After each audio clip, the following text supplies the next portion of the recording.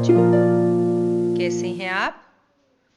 आज हम पढ़ेंगे कक्षा 6 विज्ञान विषय का पाठ नंबर 8। प्यारे बच्चों, इस पाठ का नाम है शरीर में गति।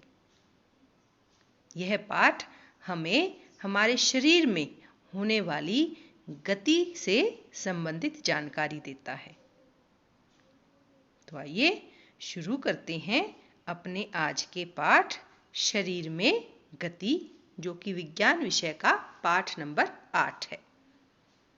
प्यारे बच्चों, आप बिल्कुल शांत होकर बैठिए और देखिए कि आपके शरीर में कौन कौन सी गति हो रही है।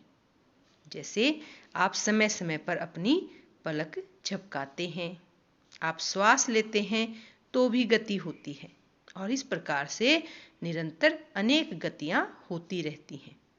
परंतु आप यह देखिए कि जब आप चलते हैं, आप उठते हैं, दौड़ते हैं, भागते हैं, कूदते हैं, तो क्या तब की जो गति है और आपने बैठे बैठे जो गतियां की, उनमें कोई अंतर है? हाँ, बिल्कुल है। तो आज जो हम सीख रहे हैं वह हमें हमारे शरीर में होने वाली गतियों के विषय में ही सिखाने वाला है। प्यारे बच्चों, क्या आपने कभी ध्यान दिया है कि आप शरीर के विभिन्न भागों को अलग अलग स्थान से मोड़ या घुमा पाते हैं? अब आप सोचिए यह कौन से स्थान हैं? बिल्कुल सही, जहां पर दो हिस्से एक दूसरे से जुड़े हुए हैं। वही वह भाग हैं जहां से आप अपने शरीर को मोड़ सकते हैं, घुमा सकते हैं या उछल कूद कर सकते हैं। तो आज जो हम पाठ पढ़ेंगे उनमें हम अपने शरीर के विभिन्न संधियों के विषय में जानकारी प्राप्त करेंगे। संधि माने कुछ ऐसे भाग या ऐसे जोड़ होते हैं जो दो भागों को जोड़ देते हैं, जहां से आप उन दो अंग को मोड़ सकते हैं, घुमा सकते हैं। तो विभिन्न क्रियाकलाप की सहायता से हम अपने शरीर में पाई जाने वाली विभिन्न विभिन्न संधियों के विषय में सीखेंगे, जैसे कंदूक खलिका संधि, धुराग्र संधि, हिंज संधि, अचल संधि। ये सभी संधियां हमारी मदद करती हैं हमारे शरीर को गति करने में।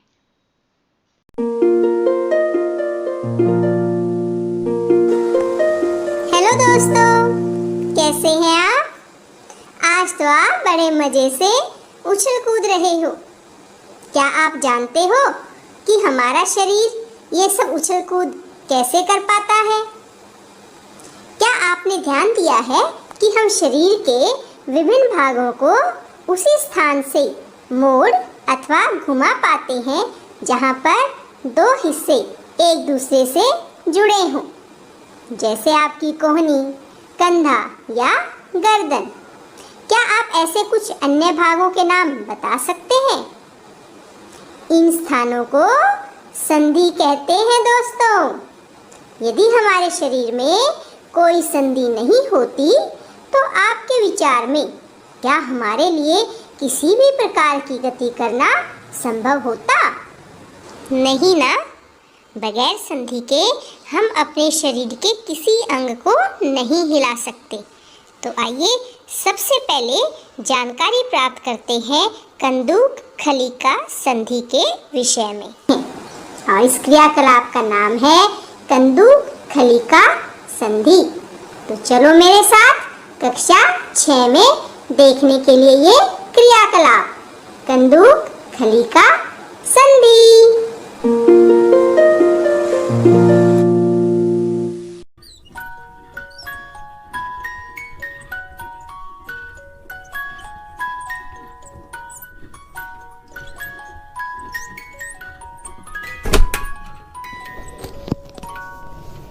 प्यारे बच्चों, आज के इस क्रियाकलाप के लिए हमें आवश्यक सामग्री जो चाहिए वह है एक बेलन, एक प्लास्टिक बॉल और एक कटोरी। बेलन को हम प्लास्टिक बॉल में इस प्रकार से फंसा लेंगे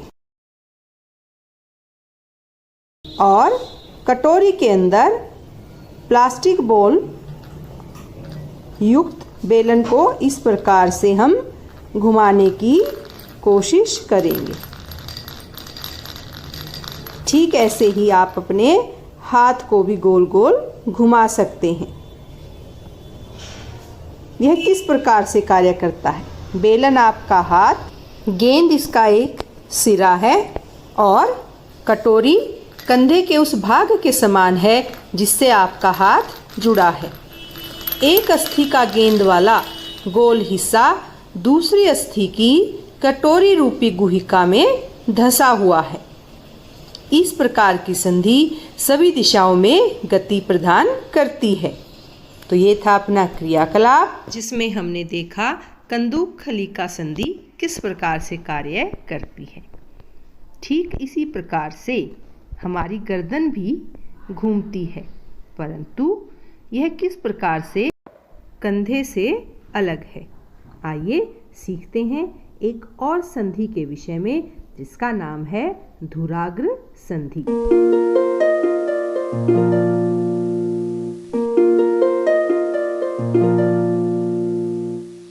दोस्तों, हम शरीर में गति के विषय में बात कर रहे थे और आज हम शरीर में पाई जाने वाली दो बहुत ही महत्वपूर्ण संधियों के विषय में जानकारी प्राप्त करेंगे।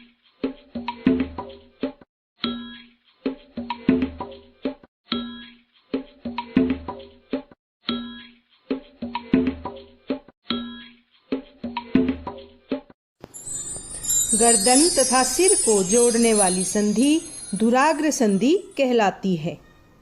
इसके द्वारा सिर को आगे पीछे या दाएं एवं बाएं घुमा सकते हैं। आप भी इन गतियों को करने का प्रयास करें। इस संधि में बेलनाकार अस्थि एक छल्ले में घूमती है, जिसके कारण हम अपनी गर्दन को चारों तरफ गति करवा सकते हैं। यह कंदूक खलिका संधि से भिन्न है, जैसा कि आप चित्र में भी देख सकते हैं। तो बच्चों, ये था अपना क्रियाकलाप जिसमें हमने सीखा धुराग्र संधि के विषय में। प्यारे बच्चों, धुराग्र संधि की वजह से ही हम अपनी गर्दन और सिर को दाएं बाएं घुमा सकते हैं। आइए अब सीखते हैं एक और अति महत्वपूर्ण संधि जिसका नाम है हिंज संधि। दोस्तों, हमारे शरीर में बहुत सारी अस्थियां होती हैं, लेकिन जब अस्थियों को मोड़ा नहीं जा सकता तब हम अपनी कोहनी को कैसे मोड़ लेते हैं, मैं आपको बताता हूँ। हाथ के ऊपरी हिस्से से लेकर कलाई तक एक ही लंबी अस्थि नहीं होती। वास्तव में अनेक अस्थियां कोहनी तक जुड़ी रहती हैं। इसी प्रकार हमारे शरीर के प्रत्येक हिस्से में अनेक अस्थियां हैं। हम अपने शरीर को कैसे उसी स्थान पर हिला या झुका नहीं सकते जहां ये अस्थियां एक दूसरे से मिलती हैं। विभिन्न गतिविधियों एवं विभिन्न प्रकार की गतियों के लिए हमारे शरीर में अनेक प्रकार की संधियां होती हैं। आइए इन्हीं में से एक हिंज संधि के विषय में जानते हैं, एक क्रियाकलाप की सहायता से।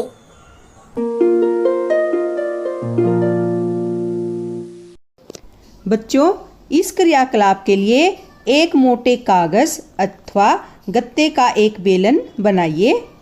फिर चित्र में दिखाए अनुसार गत्ते अथवा कागज के बेलन के मध्य में छेद करके एक छोटी पेंसिल लगाइए। गत्ते का एक और टुकड़ा लेकर उसको इस प्रकार मोड़िए कि यह आधा बेलन बन जाए, जिस पर दूसरे बेलन को सरलता से घुमाया जा सके। आधे बेलन पर रखा पूर्ण बेलन कब्जे की भांति है और पेंसिल लगे बेलन को चलाने का प्रयास कीजिए। यह किस प्रकार गति करता है? बच्चों, इससे यह पता चलता है कि हिंज एक दिशा में गति होने देता है। बताइए हमारे कौन से अंग में यह संधि पाई जाती है? बिल्कुल ठीक, कोहनी में हिंज यानी कब्जा संधि होती है, जिससे केवल आगे और पीछे एक ही दिशा में गति हो सकती है। तो बच्चों, यह था अपना क्रियाकलाप हिंज संधि को दर्शाता हुआ। और अब बात करते हैं एक ऐसी संधि के विषय में जो गतिमान नहीं होती। बच्चों, हमारे सिर की अस्थियों के बीच की कुछ संधियां उन संधियों से भिन्न हैं जिनकी चर्चा हमने अब तक की है। ये अस्थियां इन संधियों पर हिल नहीं सकती। ऐसी संधियों को अचल संधि कहते हैं। जब आप अपना मुंह खोलते हैं तो आप अपने निचले जबड़े को सिर से दूर ले जाते हैं। यही कोशिश आप अपने ऊपरी जबड़े को हिलाने में कीजिए। क्या आप इसे गति दे पाते हैं? नहीं ना, क्योंकि ऊपरी जबड़े एवं कपाल के बीच जो संधि है वह संधि इसे ऐसा नहीं करने देती, और उस संधि का नाम है अचल संधि। प्यारे बच्चों, यह बात की हमने अपने शरीर में पाई जाने वाली विभिन्न संधियों के विषय में। परंतु क्या आप जानते हैं हमारे शरीर का यह ढांचा किस प्रकार से बना है? कौन कौन से अंग कैसे कैसे एक दूसरे से जुड़े हुए हैं? प्यारे बच्चों, हमारे शरीर के इस ढांचे को कंकाल कहते हैं। आइए जानते हैं हमारे शरीर के इस ढांचे यानी मानव कंकाल के विषय में।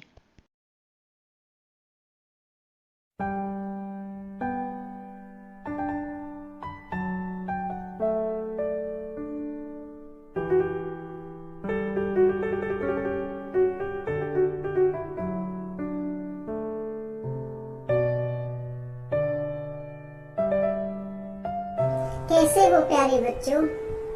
आज मैं आपको शरीर की विभिन्न अस्थियों के विषय में जानकारी दूंगा, और ये जानकारी आप सीखेंगे एक क्रियाकलाप की सहायता से। और क्रियाकलाप का नाम जानते हैं? आओ पहचाने।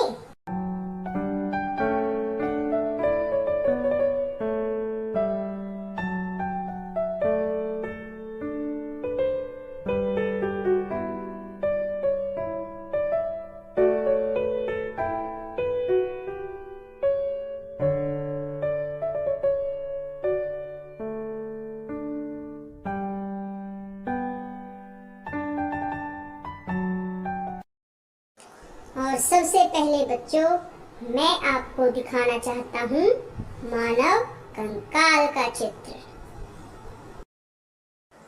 बच्चों, इस चित्र को ध्यान से देखिए। हमारे शरीर की सभी अस्थियां ठीक इसी प्रकार हमारे शरीर को एक सुंदर आकृति प्रदान करने के लिए एक ढांचे का निर्माण करती हैं, और इसी ढांचे को हम कंकाल कहते हैं। और मनुष्य में पाए जाने वाले ढांचे का नाम क्या हुआ? मानव कंकाल। और शरीर के कुछ अंगों में मौजूद अस्थियों और उनकी संख्या तथा आकृति के बारे में हमें तब पता चलता है जब हम उनका अनुभव करते हैं। और बच्चों, एक्सरे चित्र से हमें शरीर की सभी कठोर अस्थियों की आकृति का पता चलता है। बच्चों, अपनी उंगलियों को मोड़िए। क्या आप उन्हें प्रत्येक संधि स्थल पर मोड़ सकते हैं? आपकी मध्यमा में कितनी अस्थियां हैं? अपनी हथेली के पिछले भाग का स्पर्श करके अनुभव कीजिए। क्या इसमें आपको अनेक अस्थियां महसूस होती हैं? क्या आपकी कलाई लचीली है बच्चों, यह अनेक छोटी छोटी अस्थियों से बनी है जिन्हें कार्पेल कहते हैं। यदि इसमें मात्र एक ही अस्थि होती तो आप सोच सकते हैं आप अपना हाथ कैसे मोड़ते, कैसे वस्तु को पकड़ते और कैसे कोई भी कार्य करने में सक्षम होते। तो देखिए चित्र में किस प्रकार से आपके हाथ की अस्थियां व्यवस्थित होती हैं। बच्चों, अब इस चित्र को ध्यान से देखिए और इसकी पहचान कर लीजिए। यदि आप अपनी गहरी सांस भरकर कुछ समय तक रोकेंगे और अपने वक्ष एवं पीठ को हल्के से दबाकर अपनी अस्थियों को अनुभव करेंगे तो यही ढांचा आपको महसूस होगा। आप अपनी पसलियों को गिन भी सकते हैं। आप देखेंगे कि पसलियां विशेष रूप से मुड़ी हुई हैं। ये वक्ष की अस्थि एवं मेरुदंड से जुड़कर इस बक्से की रचना करती हैं और इस शंकु रूपी बक्से को पसली पिंजर कहते हैं, जैसा आपको चित्र में नजर भी आ रहा है। और वक्स के दोनों तरफ 12 पसलियां होती हैं और इसका सबसे बड़ा जो फायदा है वह यह है कि ये पसली पिंजर हमारे शरीर के कुछ बहुत ही महत्वपूर्ण अंगों को सुरक्षित रखता है। बच्चों, आप अपने मित्र या भाई बहन को बिना घुटने मोड़े झुककर उसके पांव की अंगुलियां छूने को कहिए। क्या यह चिकनी, समतल अथवा अखंड है? अपनी अंगुलियों को अपने मित्र की गर्दन से प्रारंभ करके उसकी पीठ पर नीचे की ओर लाइए। आपके द्वारा अनुभव की गई संरचना मेरुदंड है, जैसी आपको चित्र में नजर आ रही है। और बच्चों, यदि आप चित्र को ध्यान पूर्वक देखोगे तो आपको अनेक छोटी छोटी अस्थियां नजर आएंगी और यही छोटी छोटी अस्थियां मिल करके मेरुदंड का निर्माण करती हैं और इन अस्थियों का नाम होता है कशेरुका। याद रखें, क्या नाम होता है? कशेरुका। और बच्चों, मेरुदंड 33 कशेरुकाओं का बना होता है। पसली पिंजर भी वक्ष क्षेत्र की इन अस्थियों से जुड़ा होता है। और यहाँ मैं आपको बता दूं, आप सोचें कि यदि मेरुदंड केवल एक ही अस्थि का बना होता तो क्या आपका मित्र इस प्रकार नीचे झुक सकता था? नहीं ना? तो ये हमारे लिए बहुत ही महत्वपूर्ण है कि हमारा मेरुदंड एक अस्थि का ना बन करके अनेक छोटी छोटी अस्थियों से बना हुआ है। और बच्चों, अब अपने इसी मित्र को खड़े होकर हाथों से किसी दीवार को धक्का लगाने के लिए कहिए। उससे कहिए कि वह अपने हाथों से दीवार पर धक्का लगाने का प्रयास करे। और आप ध्यान से देखें, क्या आपको उसके कंधों के समीप 2 उभरी हुई अस्थियां दिखाई देती हैं? ठीक ऐसी ही जैसी कि चित्र में दिखाई दे रही हैं। और जानते हो इन्हें क्या कहते हैं? ये होती हैं हमारे कंधे की अस्थियां। तो आप इस चित्र को भी अच्छे से पहचान लीजिए। और बच्चों, अब आप इस चित्र को ध्यान पूर्वक देखिए। यह संरचना श्रोणी अस्थियां हैं। यह बक्से के समान एक ऐसी संरचना बनाती हैं जो आपके आमाशय के नीचे पाए जाने वाले विभिन्न अंगों की रक्षा करती है। यह कूल्हे वाला वह हिस्सा है जिसके सहारे आप बैठ भी सकते हैं। तो यह भी हमारे लिए अत्यंत महत्वपूर्ण है। और बच्चों, यह जो चित्र नजर आ रहा है, यह तो आपने अनेकों बार देखा हुआ होगा। ये है मानव खोपड़ी का चित्र। आपकी खोपड़ी अनेक अस्थियों के एक दूसरे से जुड़ने से बनी हुई है और यह हमारे शरीर के अति महत्वपूर्ण अंग मस्तिष्क, जी हाँ बच्चों, मस्तिष्क को परिबद्ध करके उसकी सुरक्षा करती है। बच्चों, हमने अपने शरीर की बहुत सी अस्थियों और संधियों के बारे में चर्चा की। कंकाल के कुछ अतिरिक्त अंग भी होते हैं जो हड्डियों जितने कठोर नहीं होते और जिन्हें मोड़ा भी जा सकता है और उन्हें हम उपास्थि कहते हैं। बच्चों, आप अपने कान को स्पर्श कीजिए। आप एक ऐसे कठोर अस्थि भाग का अनुभव करेंगे जिसे आप मोड़ सकते हैं। आपको ऐसा महसूस होगा कि यहाँ कोई अस्थि नहीं है। आप अब अपनी अंगुलियों के बीच कर्णपाली को दबाने की कोशिश करें। अब आपको कर्णपाली और कान के ऊपर वाले हिस्से में अवश्य अंतर महसूस होगा।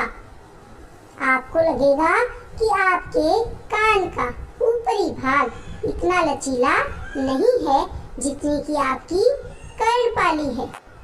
बच्चों, हमने चित्रों की सहायता से अपने शरीर की उन अस्थियों एवं उनकी संधियों के विषय में जानकारी प्राप्त की है जो विभिन्न प्रकार की गति करने में हमारी सहायता करती हैं। क्या आप बता सकते हैं अस्थियों को इस प्रकार की गति करने योग्य कौन बनाता है? बिल्कुल सही, पेशियां, जो कि आपको यहाँ चित्र में दिखाई दे रही हैं। बच्चों, अस्थि को गति प्रदान करने में दो पेशियां संयुक्त रूप से कार्य करती हैं। तो बच्चों, ये हमने सीखा मानव कंकाल के विषय में। और अब समय है कुछ महत्वपूर्ण प्रश्नों का। और आपका पहला प्रश्न है, शरीर के दो विभिन्न अंगों को जोड़ने वाले बिंदु को क्या कहते हैं? और आपके विकल्प हैं विकल्प क जोड़, ख आबंध, मिलन या संधि। और इसका सही जवाब है विकल्प घ यानी संधि। और प्रश्न 2 है, आपके कंधे में कौन सी संधि पाई जाती है? और आपके विकल्प हैं कंदूक खलिका, धुराग्र संधि, हिंज संधि या फिर अचल संधि। और आपका जवाब एकदम सही, विकल्प के यानी कंदूक खलिका संधि। और आपका प्रश्न 3 है, कोहनी में पाई जाने वाली संधि का क्या नाम है? और आपके विकल्प हैं विकल्प क कंदूक खलिका, ख धुराग्र संधि, ग हिंज संधि और घ अचल संधि।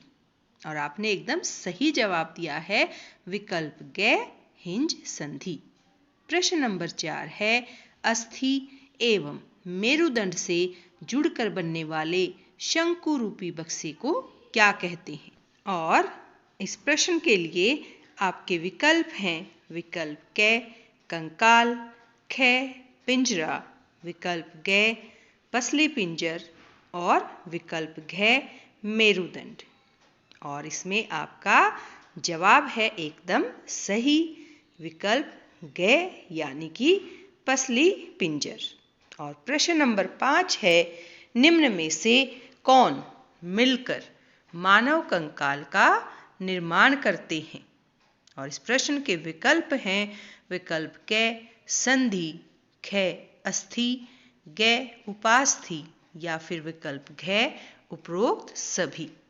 और इसका सही जवाब है विकल्प घ उपरोक्त सभी। तो प्यारे बच्चों, यह था अपना आज का पाठ। फिर मिलेंगे, तब तक के लिए